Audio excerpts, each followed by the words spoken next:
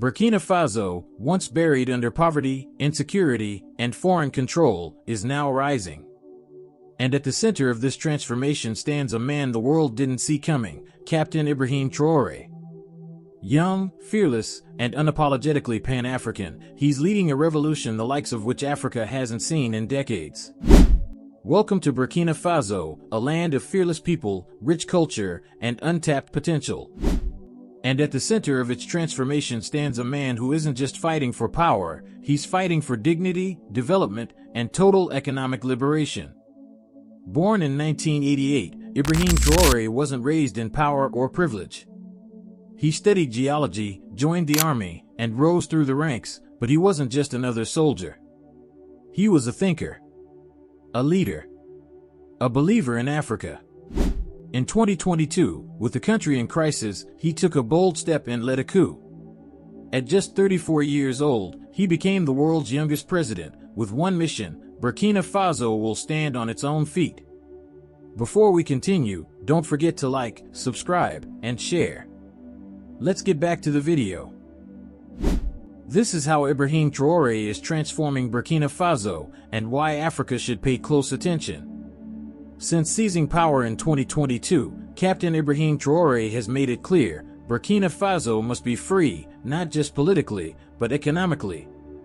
For decades, the country was trapped in the cycle of aid dependency, foreign military presence, and the export of raw materials without value addition.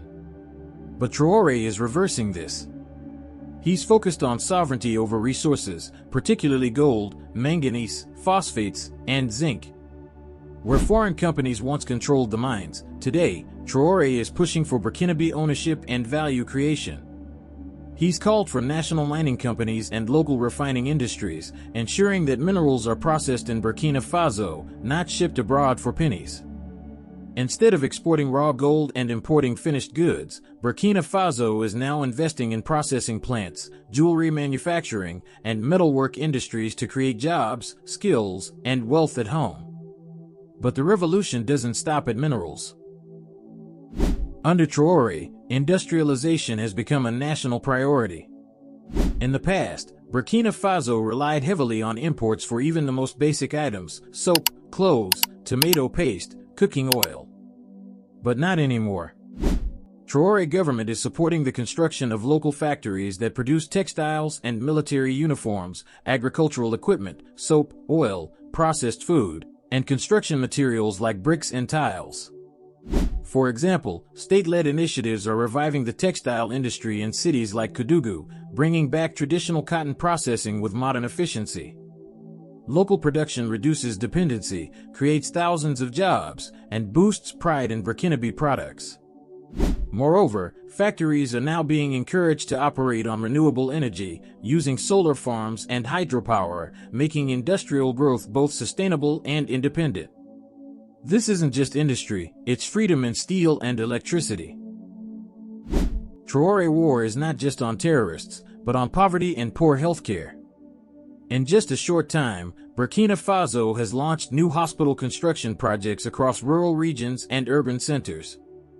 These are not just clinics, they are fully equipped regional hospitals offering emergency surgery, maternal and child health, vaccination centers, and chronic disease management.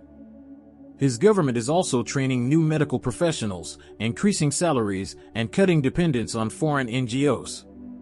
Mobile medical units have been deployed to conflict-affected zones, while local pharmaceutical production is being ramped up to reduce drug import costs. And most importantly, healthcare is becoming more accessible and affordable, especially for the poor.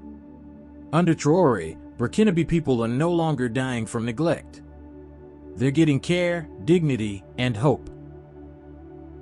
No revolution is complete without educating the people.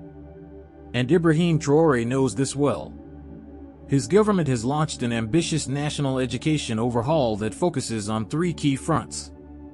First, building schools. Dozens of new schools and technical institutes are being built in underserved areas, especially in rural villages previously ignored by central governments.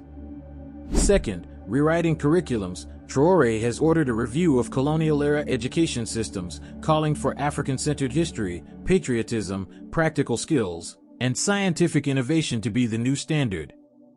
Third, vocational training. The government is promoting trade schools, agricultural colleges, and industrial training centers to produce not just job seekers, but job creators. Scholarships for engineering, medicine, and mining have been prioritized, training a new generation to lead the country into self-reliance. In Traoré, Burkina Faso, education is not about getting a degree, it's about building the nation. Another remarkable aspect of Traoré's leadership is the moral renaissance he's encouraging across society. In every speech, Traoré reminds the people, this is your country. This is your moment. Rise and build it.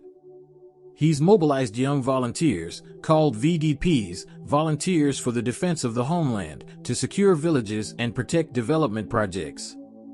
These civilians are armed, trained, and paid, turning ordinary people into defenders of their land. The military is being modernized, with new uniforms made in local factories, vehicles assembled in Burkina Faso, and weapons sourced from non-colonial powers like Russia and Turkey. But beyond weapons, he's creating a new spirit, a nationalism based not on hatred, but on self-worth, discipline, and service. He's cleaned up government corruption, removed disloyal figures, and poured resources directly into the ground, where the people live, work, and dream. Traoré is not perfect. He's a soldier, not a saint. The road is long, and the enemies, internal and external, are powerful. But make no mistake, Burkina Faso is rising. Factories are running. Hospitals are healing. Students are learning. And for the first time in decades, the people believe that Africa's wealth can stay in Africa. Ibrahim Traoré has not just taken on the presidency. He's taken on a mission to prove that another Africa is possible, an Africa that's proud, productive, and powerful. So the next time you hear about Burkina Faso, don't think of it as a war-torn nation. Think of it as a revolution under construction. Because the people are building. The youth are working. And the spirit of Thomas Sankara lives again. This is more than politics. This is liberation. This is Burkina Faso. Before you go, if this story of Burkina Faso's transformation inspired you, don't forget to like, share, and subscribe. When you share this video, you help shine a light on Africa's rising leaders and remind the world that true independence is being built, one factory, one school, one hospital at a time. Let's get this message to every corner of the world. Subscribe now and join us in amplifying the voice of a new Africa.